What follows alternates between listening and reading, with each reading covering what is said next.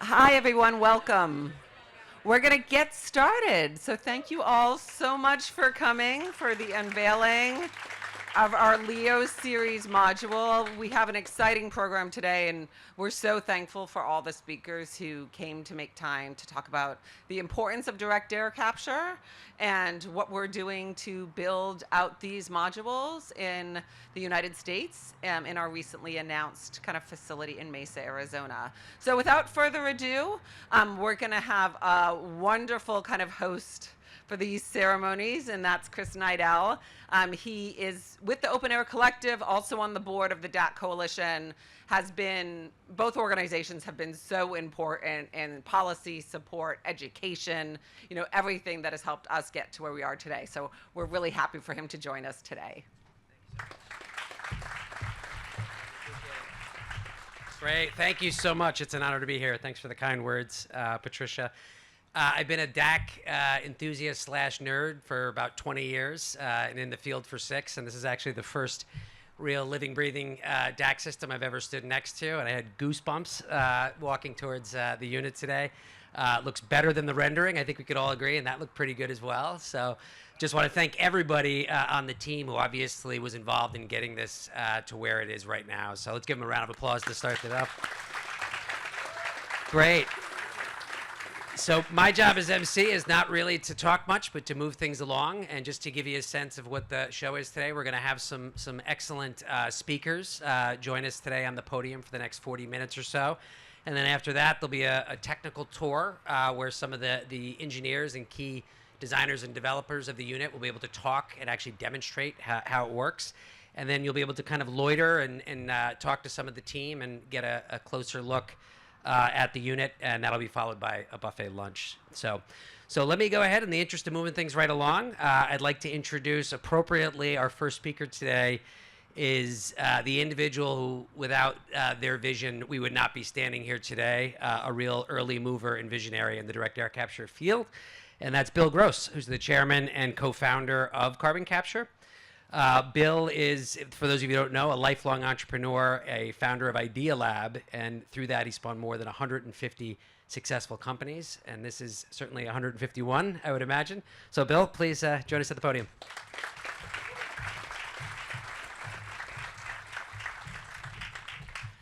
Thank you so much for that kind introduction. I'm really honored to have all of you here today. I'm so proud of what this team has accomplished and so happy with what we're doing. You all get to witness the incredible work of the 65 people at CarbonCapture over multiple years of effort to do the thing that you see right behind me. Along with CarbonCapture, we need the entire industry to succeed to really make direct air capture thrive, to make the world a better place. I think you've all heard the crazy high numbers. There's 45 gigatons of CO2 that we put up into the atmosphere every single year. But that number is really hard to comprehend. So I was trying to find some way I could make that visualizable. The biggest human-made object on Earth, I think, is the pyramids of Giza. And the pyramid of Giza is 6 million tons. So 45 gigatons per year divided by 6 million tons. We are throwing a pyramid of Giza into the sky every hour.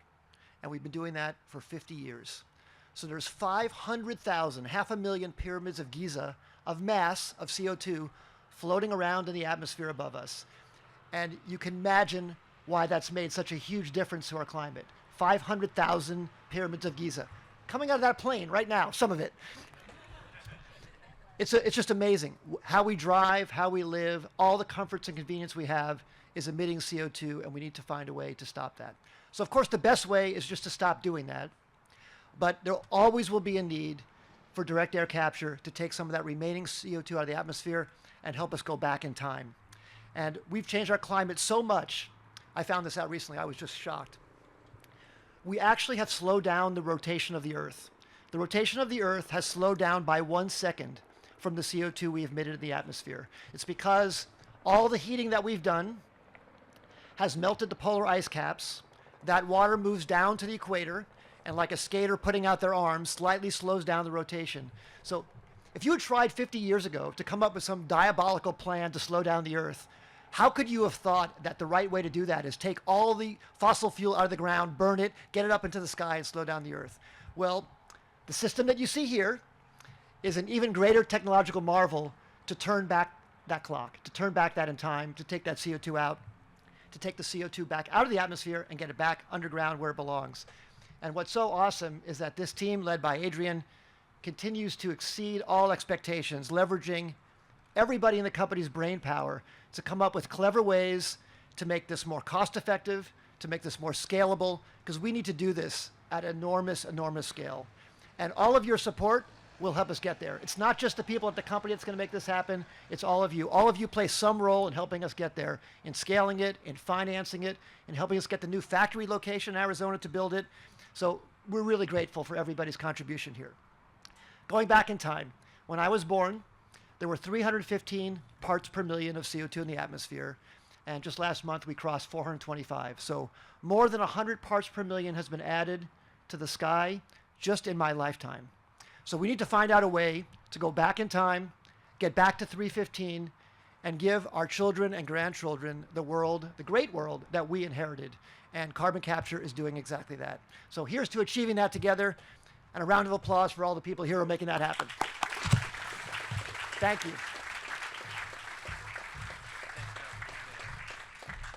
Thanks, Bill. Thanks for getting us started here.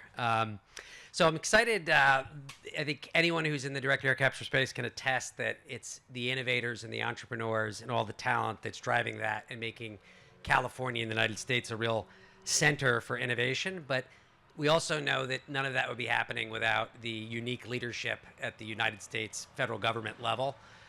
It's unique in the world in terms of the level of support for this technology. So it's appropriate that we have Brad Crabtree joining us as our next person to the podium. He's the Assistant Secretary for the U.S. Department of Energy, Office of Fossil Energy and Carbon Management, where he leads and directs the department's research and development programs. And he is one of the OGs of carbon capture and DAC policy. Thanks. Please welcome Brad to the stage. Good to see you again. Thanks, Chris. Good morning, everyone. First of all, isn't this just amazing? It's super exciting. I've had a number of conversations with folks here this morning, just sort of reminiscing about the past and the path to getting here. And I started working on carbon capture and storage in 2002 in my own state of North Dakota. And so to see the technology, in this case, carbon dioxide removal technology, direct air capture, get to this point is just so satisfying. So it's really great to be here to celebrate with all of you what carbon capture has accomplished, which, as you'll hear in more detail and see, is a direct air capture system designed for mass production. That's a critical milestone for any technology. It's especially exciting to see it in direct air capture. To get us on the path in this race, is Bill Gross so aptly laid out for us, just the urgency of what we have in front of us. We have a critical decade here to scale up this technology to put us on a path to getting to net zero emissions by mid-century. So huge round of applause and congratulations to Carbon Capture Incorporated and the team.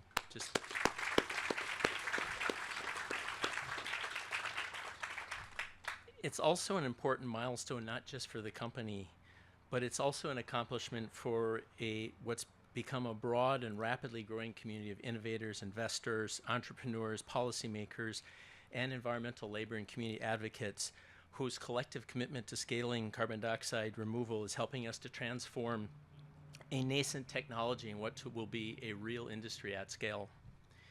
A number of you are here today who helped build the field.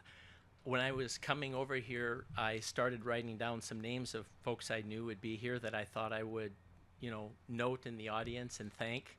But there's actually too many of you, so I'm not going to make that mistake, because what I would be doing is leaving out so many people who have helped us to get to where we're at.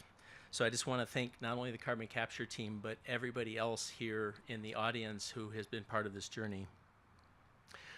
Carbon Capture's effort to systematically advance a modular approach to direct air capture technology and its manufacture to increase efficiency, reduce costs, and scale deployment underscores what is the indispensable role of the private sector in developing and employing these technologies at a scale commensurate with meeting our climate challenges and what's necessary to truly build a clean energy and industrial economy. The company's ambitions and accomplishments are a great example of the kind of homegrown US-based manufacturing that is central to President Biden's Investing in America agenda and to meeting the administration's climate goals. As Bill Gross pointed out, the science has made abundantly clear that we will need to capture CO2 on the order of gigatons to achieve our net zero emissions targets. I think Bill's examples were far better than anything I might come up with to illustrate the challenge. Bottom line is an all hands on deck effort is required, and we will need a diverse portfolio of carbon dioxide removal options like direct air capture and this technology in particular, but fully deployed at scale and happening within this decade, both to address the unavoidable greenhouse gas emissions from sectors that are very hard or very expensive to decarbonize, but as we make progress towards that end, then also starting to draw down the concentration of CO2 emissions in the atmosphere after mid-century. This means that along with the resources, talent, and vision of companies like CarbonCapture, government has a huge role to play, as Chris was noting, in supporting the kind of not only research and development, but also funding, financing, incentives to drive commercial scale deployment. R&D is critically important, but it's not enough. We have to scale these technologies, and we have to do it now.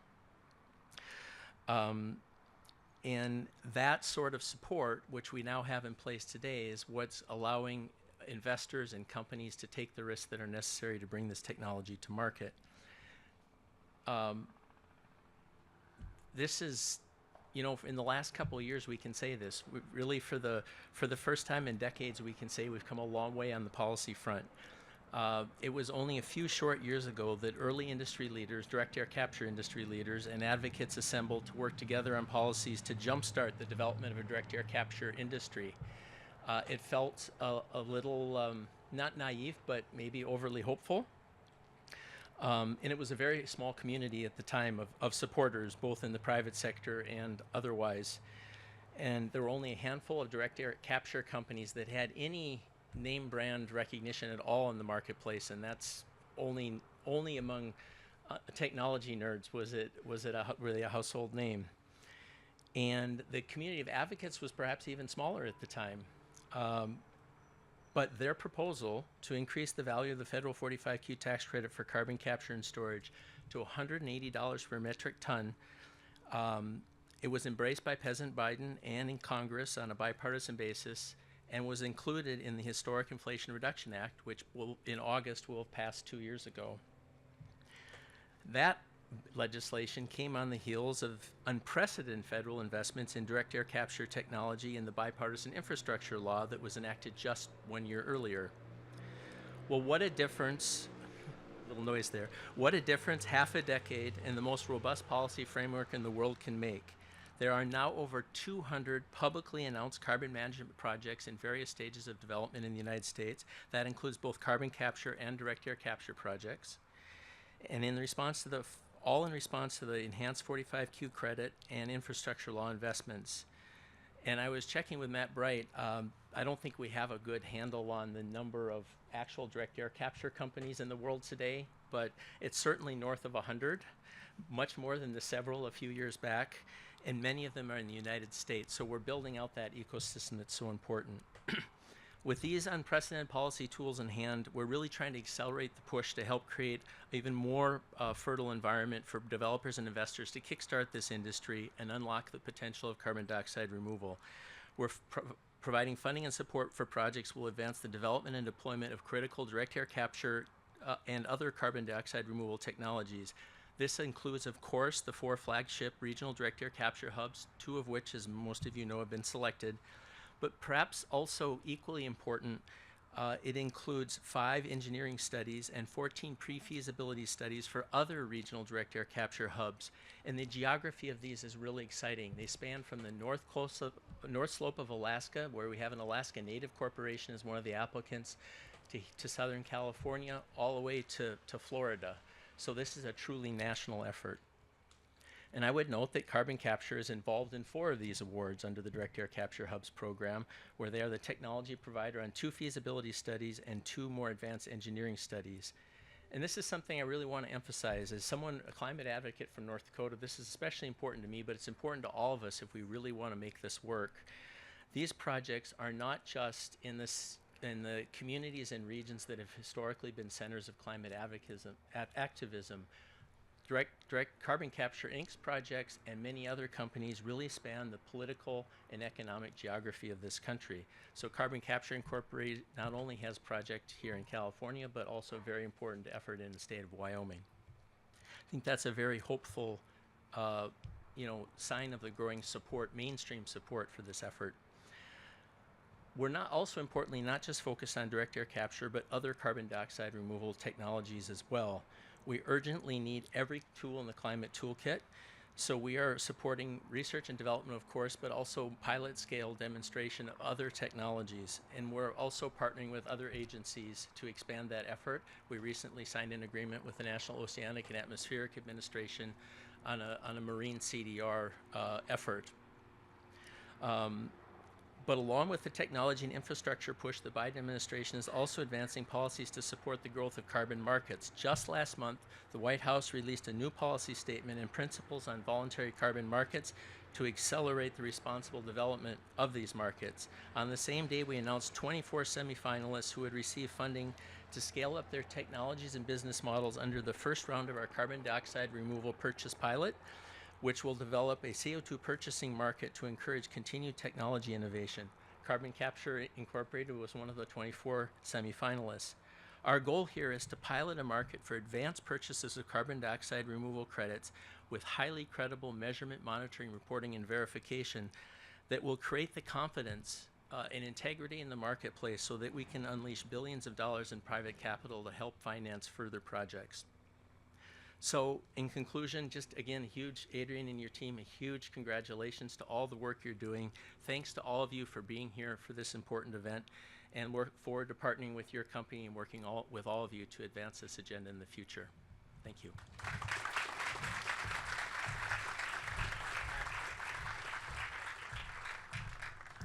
Thanks, Brad. Honor to have you here, and thanks for your incredibly important work. So moving along, the story of direct air capture is one definitely of amazing entrepreneurs and innovators and progressive, effective public policy. But what's unique about it is from an early stage, the really important role that corporate leadership has really contributed to giving lift to direct air capture, both in terms of investment and as early buyers for carbon removal.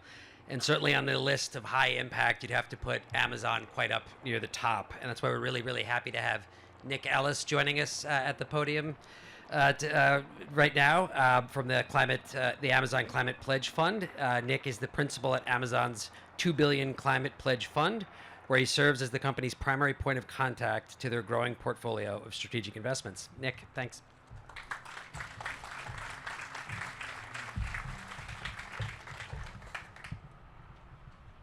Hey, good morning, all.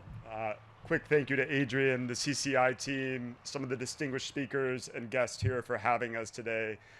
It's a privilege to represent Amazon. As he mentioned, Amazon was one of the early investors in CCI, and we believe that investment is both catalytic as an investor and in the future as a customer of this type of technology. I wanted to share, as much as we will talk about the technology today, what I find so interesting about what's going on here at CCI. We've heard about the important role of government in catalyzing this industry. We've talked about the science and the immediacy and urgency of this mission, but we haven't talked too much about the people and the team. And I'd like to share a few anecdotes based on the time I've had to work with Adrian here about what makes this team tick and successful. One of the characteristics I've noticed about Adrian and many of the other CEOs that I have the privilege of working with at the Climate Pledge Fund is that they tend to operate a lot like Amazon. They tend to be frugal, tenacious, ambitious, and undeterred. The type of people I would love to hire and work with, and certainly the type of people that tend to deliver results and innovations like what we're seeing behind us. At Amazon, we have 16 leadership principles that guide our teams and our work. Many of you are probably familiar with our most famous one, customer obsession. I think if anybody knows Amazon, they've probably heard this LP and know that we are obsessed about our customers. We love talking about our Amazon.com customers. We love talking about our AWS customers, our Whole Foods customers, and all 310 million customers we serve around the world every day through our various business units, as we call them internally. One of the things that I think is so interesting about these 16 leadership principles is they extend across all our business units globally. That allows our teams, regardless of culture or language or geography, to interoperate and deliver results for our customers. It's on that note of delivering results that I want to share 3 other lesser-known leadership principles that we talk about and share how I see those playing out here at CCI today to enable their success. The first is invent and simplify, which states, leaders expect and require innovation and invention from their teams and always find ways to simplify. They are externally aware, look for new ideas from everywhere, and are not limited by not invented here. As we do new things, we accept that we may be misunderstood for long periods of time. One of the things that first struck our investment team about CCI was that they had invented and simplified an ingenious modular design for carbon capture. CCI's novel design that we see behind us allows this machine to use a wide variety of adsorbents to be able to scale and cost down this technology. This future-proof approach has delivered the first manufacturable, scalable carbon capture solution in the US. CCI will begin delivering these machines to customers in Q1 2025, allowing customers around the world to capture and remove carbon dioxide like never before. The technology that they have delivered here today confirms that we can, when we pull together, invent and simplify incredibly powerful technologies that should give us all enormous hope in the fight against climate change. The second LP is bias for action. This states that speed matters in business. Many decisions and actions are reversible and do not need extensive study. We at Amazon value calculated risk-taking. There are certain things we as a society know we have to do if we're going to solve for climate change, such as inventing new carbon capture technology. But inventing a new technology is not the goal for folks like Adrian and the CCI team. Their goal is to see that technology broadly deployed throughout the world. One of the things I've noted as Adrian and the team have moved along on that journey is that they have been good at taking quick, incremental, meaningful steps to deliver on that vision. They have shown a bias for action that has taken it from an idea to a reality in a matter of quarters. There are many challenges that still lie ahead for Adrian and the team, but I sit here today with enormous confidence because of that bias for action that they have demonstrated that tells me we will continue to make progress on this and deliver the dream that we all need to see. The third LP is deliver results, and this states that leaders focus on the key outputs for their business and deliver them with the right quality and in a timely fashion. Despite setbacks, they rise to the occasion and never settle. I personally underestimated this LP when I first joined Amazon 5 years ago. I personally indexed pretty high on things like earns trust and ownership and think big. And oftentimes have taken for granted that it's incredibly difficult to deliver on a specific task in a constrained period of time with a small budget and an enormous number of hurdles you could have never anticipated that will ultimately bedevil your progress. It's even harder to deliver results consistently. Indeed, I would say this is actually the single biggest challenge I see our CEOs and companies struggle with as I watch them go from early stage startup to industry leader, which makes what Adrian and the team have done here today all the more incredible. Today, CCI and their team have demonstrated the ability to deliver results. They've shown us what is possible when a small group of determined people come together to invent and solve an ambitious problem. I want to commend and celebrate what Adrian and the CCI team have done here today. Congratulations to each of you. Thank you for the work you have done and will continue to do. I want you to know that myself and Amazon look forward to cheerleading you, celebrating you, and supporting you all in the years ahead. Thank you so much for the time.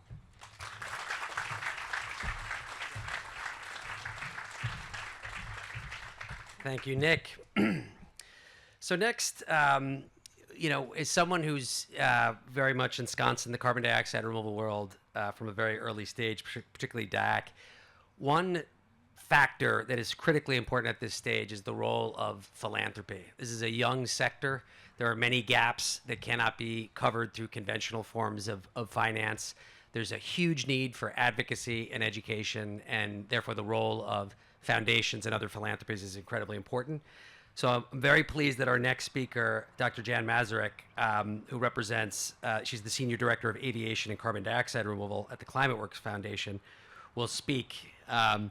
And Climateworks Foundation, I just want to say, in this early space, there's a lot of uncertainty and lack of awareness around what carbon removal is, particularly among foundations that typically support climate initiatives. And the Climateworks Foundation has never hesitated in embracing this, understanding the importance of it, and providing critical support for a variety of different projects. So very excited to have Dr. Mazurek join us on the stage.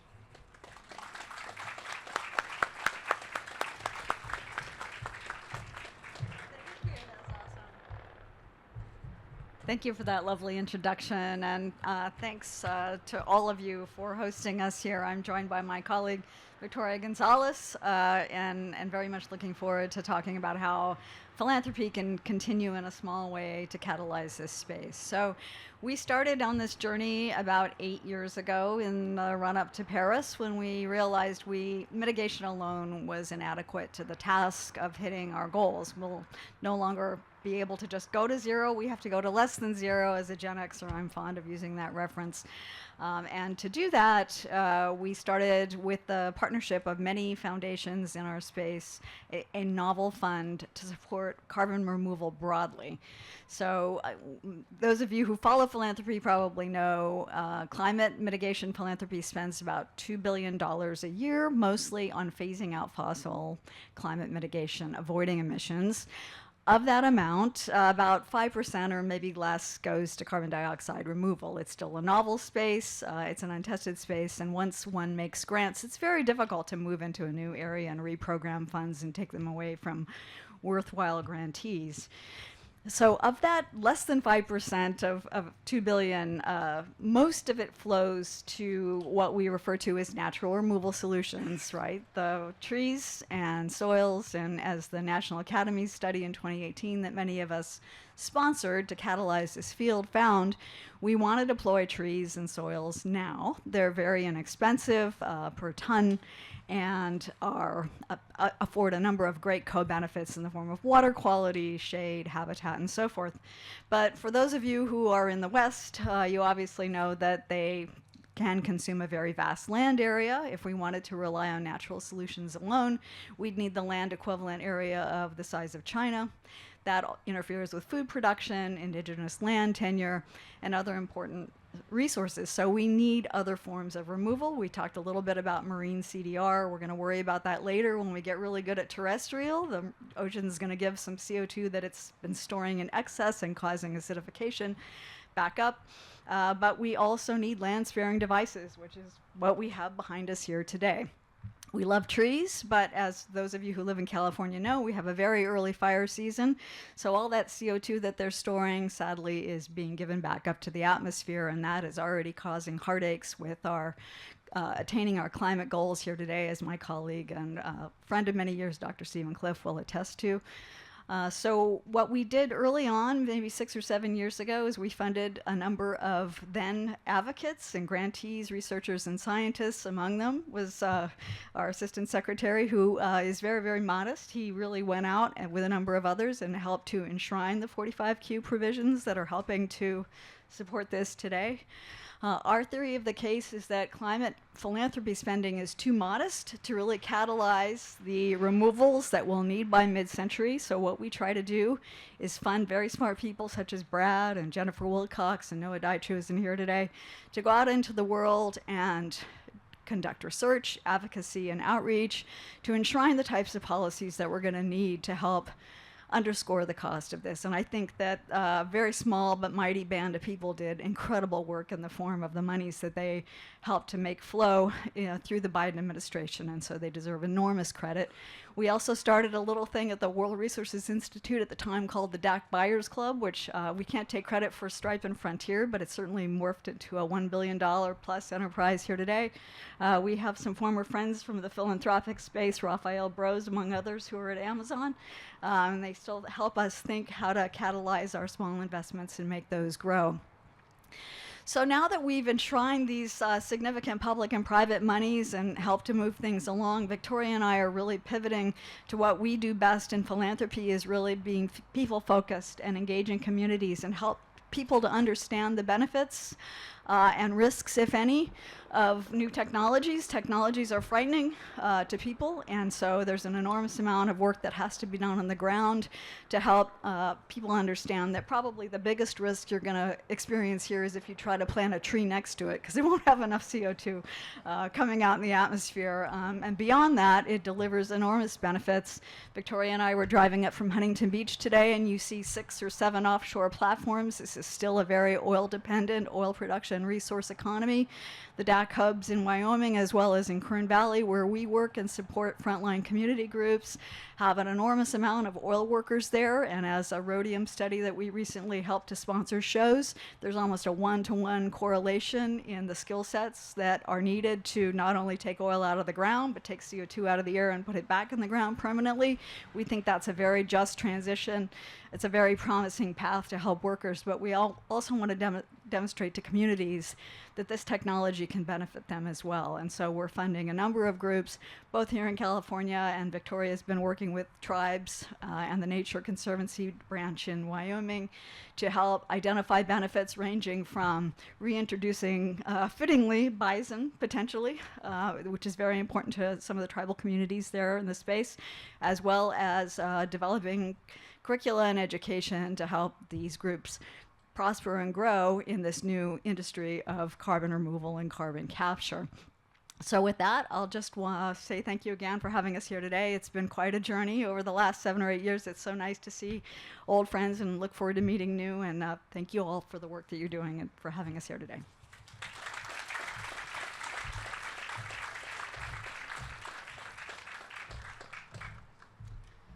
Thank you, Jan. All right. I'm thrilled to invite our next guest to the stage, JT Larson, who's a Wyoming state representative representing District 17. Patricia mentioned that I work on a lot of state policies around CDR. States are incredibly important in clearing pathways and making homes for systems like this. And as Brad mentioned, it's not the usual suspects that we're seeing leadership arise at an early stage. In Wyoming has really made some impressive moves to really take an early lead at creating homes for direct air capture. And Representative Larson is representing the state of Wyoming. He's currently the youngest serving member of the Wyoming House of Representatives, beginning his term at the age of 21. I was not doing that when I was 21 in 2023. And he serves on the Minerals, Business, and Economic Development Committee, among others, and lives in Rock Springs, where there are the future plans to develop CCS in the Rock Springs Uplift Geological Formation. Representative.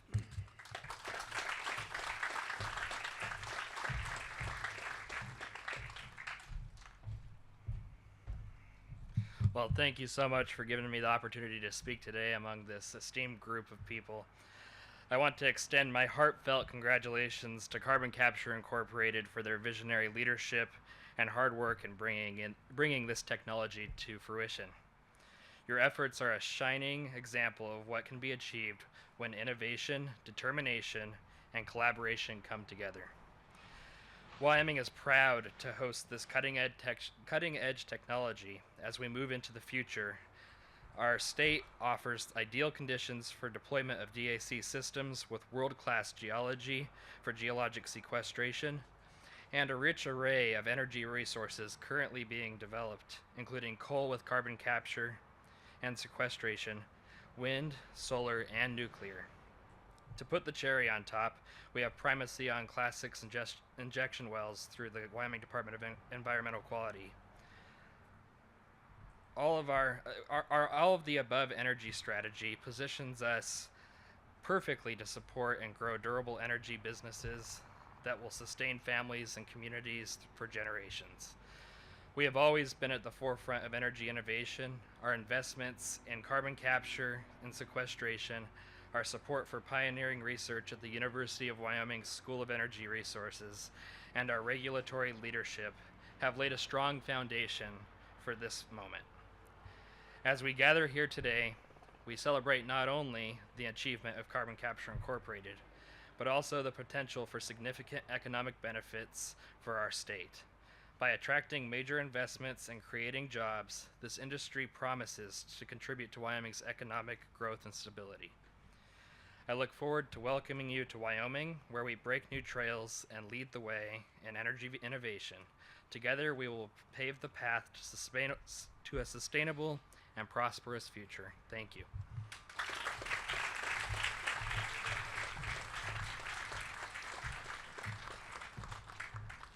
All right.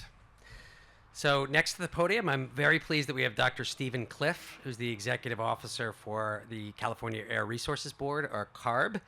And just really want to stress that in the national context, when you look at state regulators who are taking carbon dioxide removal seriously, CARB is really in a category all by itself. The scoping plan of 2022, in terms of state or government documents, period, that I've ever seen, really puts forth the most explicit articulation of the need for carbon dioxide removal, including direct air capture.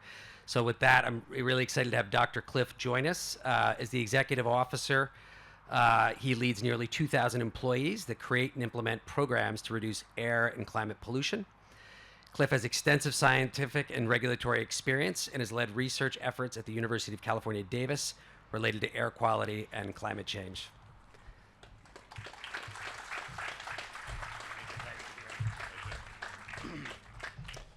Well, going sixth in a program means that most of the things have already been said.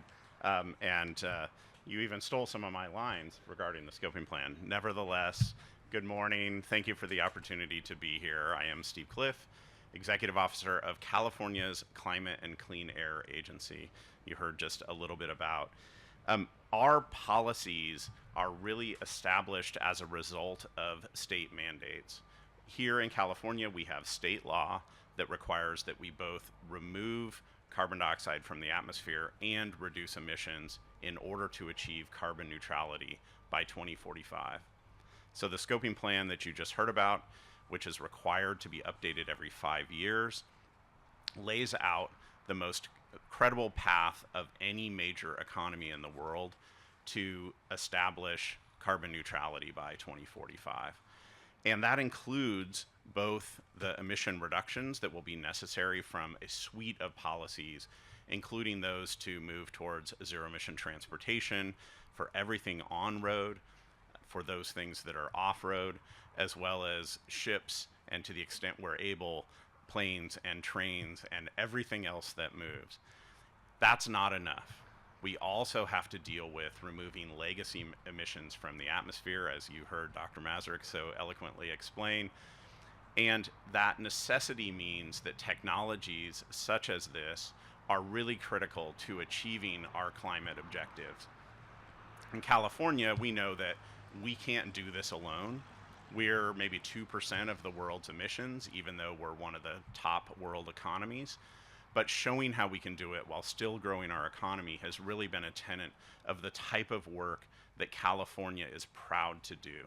So in establishing these goals and objectives, creating the policies, and then seeing how the private sector can be motivated to take action is really inspiring. And so being able to share the stage today with so many of you who have done just amazing work over these many years to get to this point is what drives me to continue to develop the policy work. So you heard a bit about the federal approach to creating incentives for this type of technology. It also struck me that it's 45Q and there's 45 gigatons put into the atmosphere. You think they did that on purpose? I don't know. Treasury, IRS, smart people.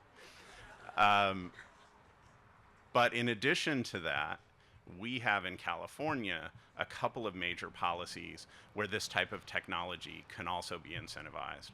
One of those is our carbon cap and trade program that was developed in part with Dr. Mazurek when she worked with me at the California Air Resources Board a couple of years ago. I don't know, wow. As well as our low carbon fuel standard, which aims to drive down emissions in the transportation sector, the largest emitting source of greenhouse gas and criterion toxic pollution emissions in the state, more than 50% of greenhouse gas emissions. So driving down those emissions in ways that also can include this type of technology and incentivized through reducing an obligation among those who are required to reduce emissions is an important part of the work that we do at CARB. So we have lots of state laws related to climate change, and another one is called Senate Bill 905. Some of you may have heard of this. This is a policy that the state put in place at the same time that the state put in the policy for carbon neutrality to ensure that CARB is working with our sister agencies, is establishing the right type of program for safe and effective sequestration of carbon. And so working together with our sister agencies, we're going to be establishing those policies that will lay out a very clear path for how California can take advantage of this and show the world what we're doing. And I'm really excited to be joined by other states. It's fantastic to see that other state partners are also leading in this space. I guess just to kind of put a point on some of the comments that have already been made, this type of technology is innovative, it's risky, it's not necessarily trusted. If an engineer comes to you and says, hey, I've got the solution to this problem, and some people are thinking, but wait, didn't some of that prior engineering also get us into this problem? We understand that communities have skepticism, and so working to build really credible policy, being clear about the work that we're doing, holding ourselves accountable, and continuing to engage is going to be a critical part of this, in addition to ensuring that we have clear incentives and clear motivation for the private sector to engage in developing this type of technology is just part of the work that we have to accomplish together. So I'm really excited to see all of you and how enthusiastic you are, the engineers that are here that are developing this technology. I'm really excited to get to look under the hood. I hope we're going to look under the hood a little bit. And overall, the rest of you who are here to help support this work and to see us succeed is very inspiring to me. You've heard that there's a climate emergency, and we know, and as was said, it's an all hands on deck kind of moment. We need all the tools that we can take advantage of to help us solve this crisis. And in the world of those tools, this thing sucks. And that's a good thing. So thank you very much. Really appreciate the time today.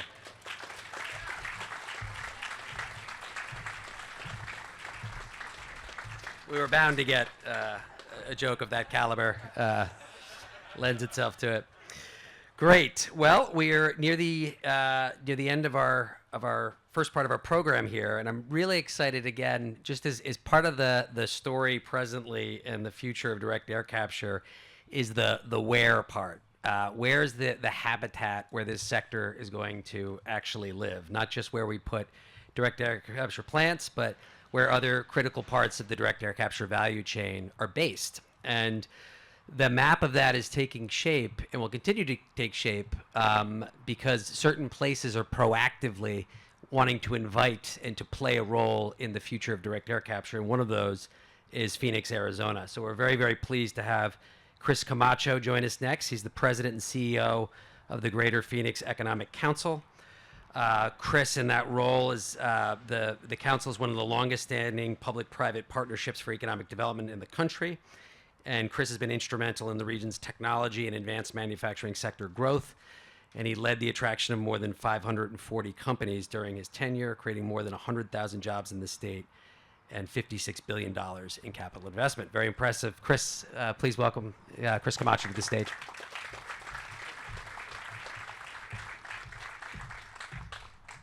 All right.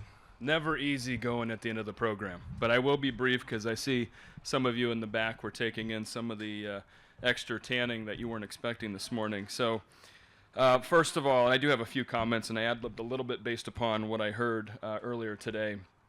Thanks for that introduction. So Greater Phoenix is a market that is experiencing substantive change, and we are at the forefront of this technology revolution.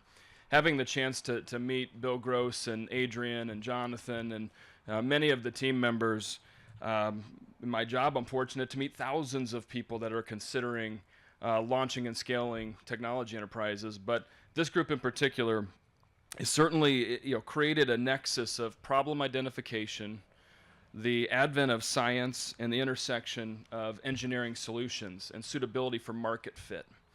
That kind of combination has led us to where we are today with CarbonCapture Inc. And as a C40 city and in an area that's really embracing what we like to coin the photon economy, Greater Phoenix historically was known for a place that people moved to for sunshine, which we're getting a lot of it right now, but also a place for retirement. Well, that's radically changed in the 20 years that I've been there.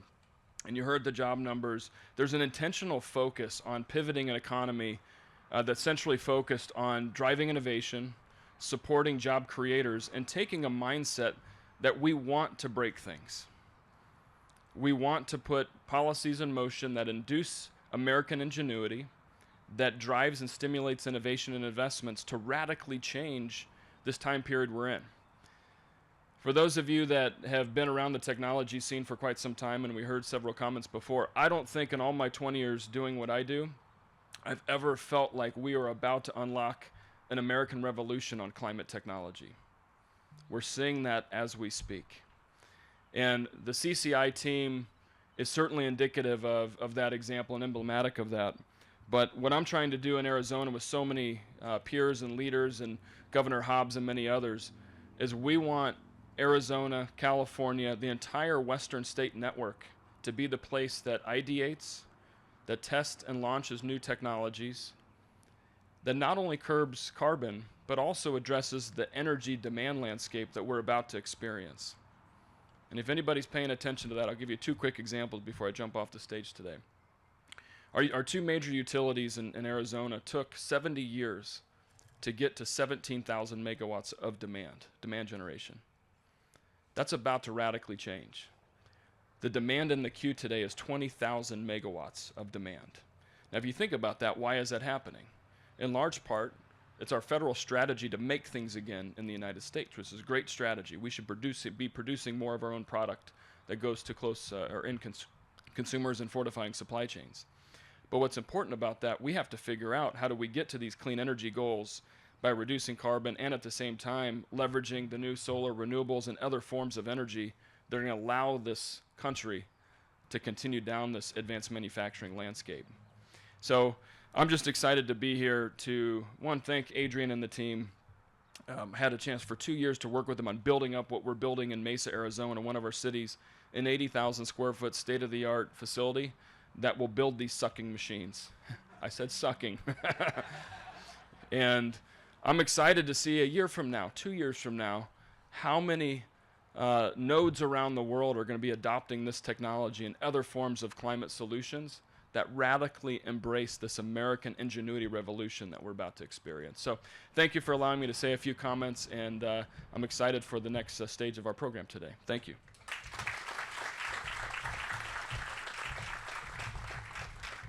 Thank you, Chris. All right, next I'm really excited to invite to the podium Neidl Chatterjee, who is a board member of CarbonCapture. And as the former chairman of FERC, he brings an enormous amount of experience and knowledge and wisdom to that role. Neidl is a longtime energy staffer for Majority Leader McConnell, and he's currently a senior advisor specializing in global regulatory regulations at Hogan Lovells, one of the world's top law firms advising on corporate finance, litigation, regulatory, and IP law. So with that, Neidl, if you could join us at the podium.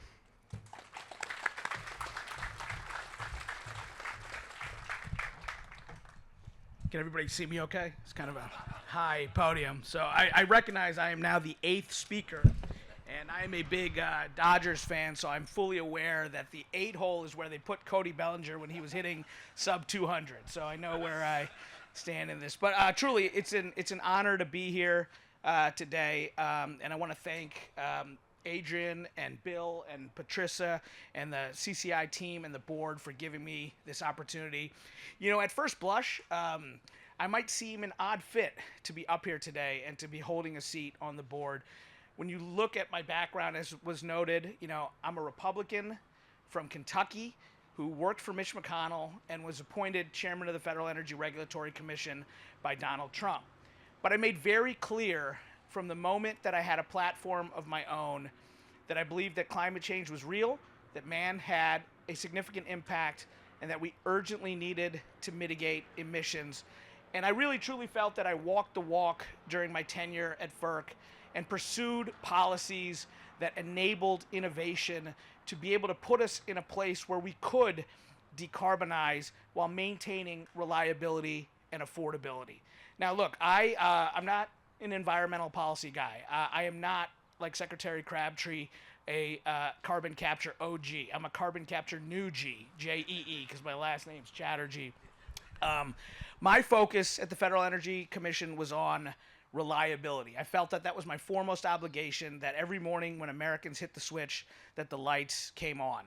We are at a very exciting period in our energy policy landscape in the midst of this transition here in the U.S., but we are going to face unprecedented challenges in the coming years. We are going to see a tremendous surge in the demand for energy and for electricity, driven by the deployment of data centers, of AI, of vehicle electrification, building electrification, semiconductor manufacturing, a manufacturing resurgence here in the U.S., crypto and Bitcoin mining. All of these things, coupled with residential growth, are going to put tremendous pressure on grid operators to meet that demand while simultaneously keeping electricity affordable and decarbonizing. This may seem like a daunting challenge, but the reason I am optimistic about our ability to meet it is because at the end of the day, it's a math problem. And you know who can solve math problems? Engineers. And I'm so thankful to be surrounded by so many brilliant people here today who can come together and work on innovations like this that will enable us to solve that math problem. Now, I came here today from Washington, D.C., because I know we are in a political election year, and that tends to drive uncertainty. Unfortunately, like everything else in our country, energy has become politicized, and it creates sort of regulatory and investment uncertainty as you come up on an election. Is the political pendulum swinging wildly back and forth going to alter the shape of policy? It will impact some industries if we have a change in electoral power come November. Not this one.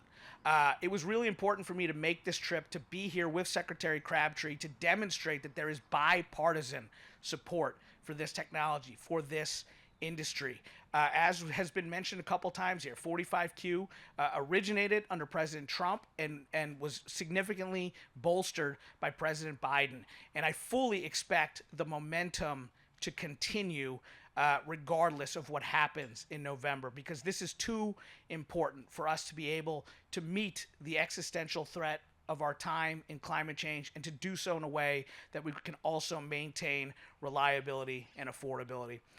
I want to close by saying that this is hard.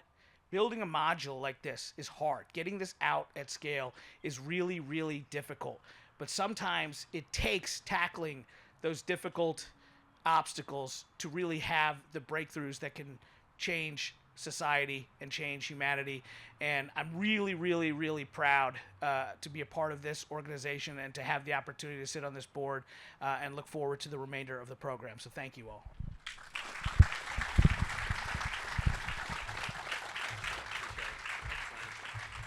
Great, thanks, Neil. Let's really thank with a nice warm round of applause all of our speakers who joined today. I mean, it really is a great representation of the best of the best in the DAC space, which I think really says a lot about this company and the direction that it's going in. So we're going to end this portion appropriately and fittingly. We're going to hear from Adrian Corless, the CEO of CarbonCapture Inc., who really needs no introduction. But I do want to say I met Adrian a couple of years ago at one of the COPs, I think, and just was immediately impressed by the incredible energy and smarts and experience and tenacity he was bringing to this position. And whatever the future of carbon capture is, it will owe a lot to Adrian's leadership. So thank you, Adrian. Please join us at the stage.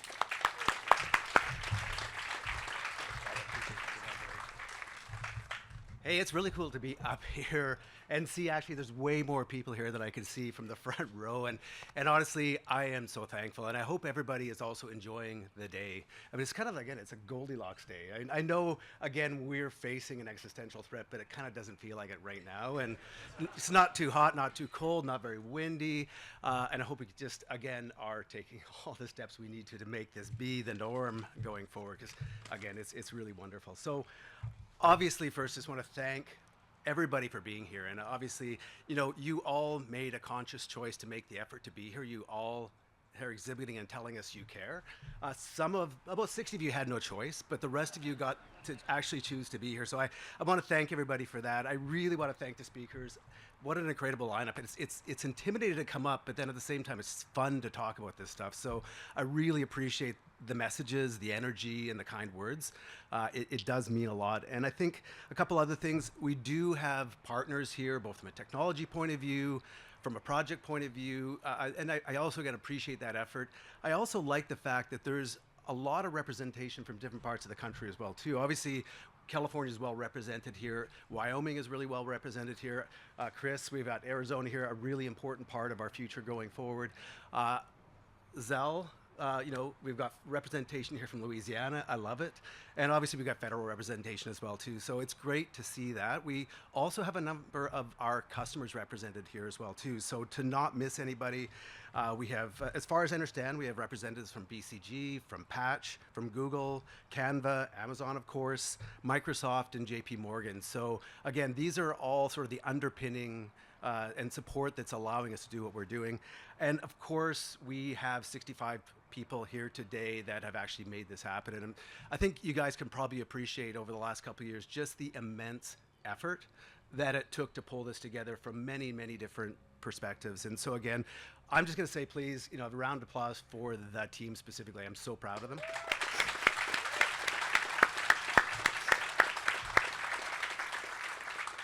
So my job is actually to formally, you know, unveil the LEO series. It's our first commercial DAC module, and so a couple things about this. You know, I think I think it's been picked up, but again, in case people have kind of missed that importance, I mean, we are not the first to build and deploy DAC technology. That's happened, you know, years ago, but this is a bit unique in that it is from the beginning purpose-built to be something that, again, can be manufactured en masse, that is designed around the conception of what we call open system architecture, this idea that, you know, we're at the infancy of an industry right now. The technologies that we are deploying today are, in our opinion, state-of-the-art, but it's just the beginning. And so we embrace this idea of partnering, of opening up our research, opening up our efforts around development, manufacturing, and also deployment to as many partners as we can, knowing again that it's going to be through that extended effort that we'll have an opportunity, a chance to be successful. So again, I think it's just really important again to understand that this is not just a module. It is a module though, and so what it actually is this is a module. Again, there's many reasons why we chose to take this approach, and so what we see here is a device that can capture about 500 tons per year. So, you know, to put it in context, it's about 100 cars worth of emissions. So again, we think about, again, problems, that's great, but we need to think about something much larger. So again, it's for us thinking about how we approach scale through manufacturing manageable pieces in factories and then building large arrays, kind of, you know, very akin to the solar industry. And so that's how we've approached this problem. I think the other thing that's really important, we talked about this a few times through these previous remarks, that this unveiling coincides with the recently announced 83,000 square foot manufacturing facility in Arizona. And when that system is fully up and the demand is there, that building will have the capacity to build around 4,000 of these DAC modules per year, equal to about 2 million tons of carbon removal per year that would be added each year we're operating that plant. And again, still a small number in the gigaton scale we're going after, but again, it's the steps that we all need to take. I think the other thing is that I want to say that this is, you know, beyond this being a single module, it really embodies a collaborative effort from a whole bunch of areas, from the core technology around sorbents, around the things that we're doing to develop a supply chain that can rise to the challenge of both the scale up and cost reductions that we're going to need over the years. it also represents, an ambitious strategy around partnering really at all stages of development and also the deployment of this technology at scale too. So really, again, this is again about just removing barriers and about getting to meaningful levels of carbon removal. So I think just stepping back a little bit, and again, I just want to start from my beginning here. So I joined the company a little less than 3 years ago, and in August it'll be 3 years. I was really privileged to be able to meet Bill Gross early on, and Bill Gross invited me to come and join him and partner to actually create this entity. So when I joined about 5 years ago, there was 5 of us. So it was early stages. It was a science-based company. You'd been working for a couple of years, I think since 2019. And I think one of the things I just want to call out, where's Saab? Saab. There he is. I just want to. You're going to get a chance to meet a lot of the team and a lot of the technical team. But Saab was employee number 1. He's been here from the beginning, and I would say that one of the things that's so important is from the beginning he has embraced this idea and is committed to this idea, which is a scientific approach to doing parallel innovation. And I think that that's important. And although we have to focus and we have to do one thing at a time, what you'll probably hear through the conversations inside is that we have a whole pipeline of innovations that give us that confidence that over the next few years, we'll, as we scale up the business, be also scaling basically the size of projects and driving the cost down. And it's only because of that commitment that we're going to be able to do that. I'm Canadian. That's cool, though. Okay. I think just a little bit more, and I'm gonna, just geeking out a little bit. We'll do a lot more geeking out inside. Is that everything that we're doing is about developing and designing products for large-scale production, and I think this is really by focusing on that modularity and thinking about stringing together components into large arrays. That's how we actually aim to rapidly drive down cost. And so mass production for a few things, the way we're approaching it, obviously, it's essential for cost reduction, for developing supply chains, but also is really important, especially when we think about modularity, for the inclusion of continuous innovation. I think that, again, Dave Apsel, who is our VP of manufacturing, who comes with pedigree of Toyota and Chrysler and Tesla, has brought to the team this idea around being able to set up a manufacturing facility that's not constrained by model years. And the idea that he brings from Tesla, where if any of you have one, it changes monthly. And I think as innovations are ready, we're designing systems that allow us to innovate as we build out our systems. And I think that's super critical. I think the other thing that kind of builds into our modularity strategy, and it comes to this open systems architecture, is that, again, we're developing a product that is inherently upgradable. And so what this represents today and what it will do in 2024, this machine will be around for 20 or 30 years. Every time that we have the opportunity to think about upgrading and replacing the sorbents, we will use what's then best and what's available. So this machine, thinking about it, is going to get upgrades every year that it's operating, and that's going to actually be true of the fleet. And in addition, every time that we're rolling a new machine out of the line, it will incorporate what is best and the best technology that we have available. So some final words. Again, just thank you all for being here. I'm so grateful that you're here to celebrate. It means a lot to me. I know it means a lot to the team. This has been an incredible day. I appreciate your support. I want to call out, Brad, I really have to say that we so appreciate what the Department of Energy is doing for this industry, but also specifically the support that you're giving CarbonCapture Inc. And I think through, as you mentioned, the 4 grants that we've been awarded through the Department of Energy's DAC Hub Award, plus the purchase prize as well, those things are important and necessary for us to be successful. And again, I just want to specifically call out our support or our thank you for that. Finally, we all know that we're challenged. The challenge that we're facing is immense. It is so far beyond what we could imagine accomplishing as a small tech company here in California. So one of the things that, again, I want to just make sure everybody understands. And again, going back, you're all here for a reason. In many ways, you represent industry, you represent partners, you represent policy. We need all your help to be successful. And so, again, I would just say that, all of you are here today. Anything that you can do to help any way in which we can help you, please reach out. Again, it's our goal and our mission to do this as part of a community, not as an individual company. So again, thank you. And Chris, I appreciate your help.